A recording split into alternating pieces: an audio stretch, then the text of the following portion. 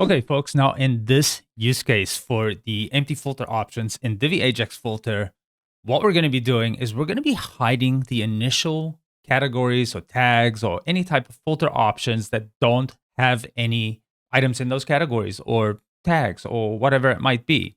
Now, if you look here at my screen, you can see that there are no zeros, right?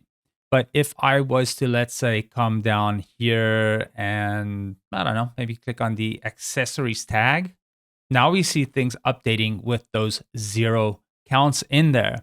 You can also see that other tags have been added now. Now, when I refresh the page, I want you to pay attention really quickly here. And let's say I click here on the shoes category, for example.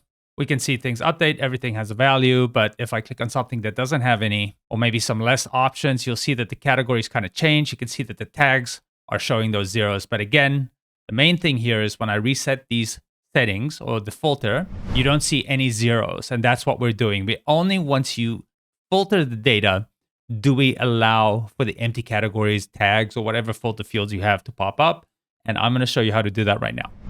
Okay, great. So now here on the back end of my Divi site on this page, I'm going to open up my filter module. Now, the first setting you would want to pay attention to here is that the filter update method is going to be on change.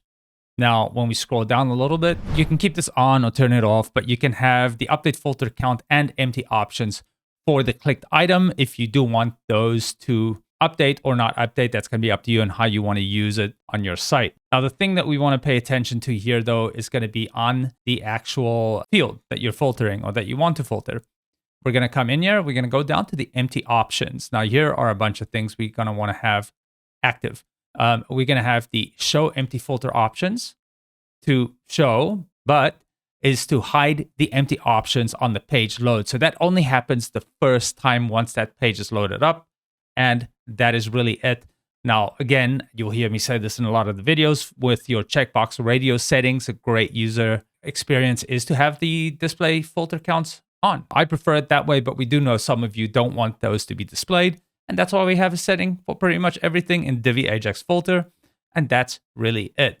Now, if you guys want to figure out or see other ways that you can use these empty filter options in the Divi Ajax Filter plugin, definitely go check out the documentation or our YouTube channel where we will have a lot more docs for you and ways to use the plugin and really just help you make the best out of your investment in Divi Ajax Filter.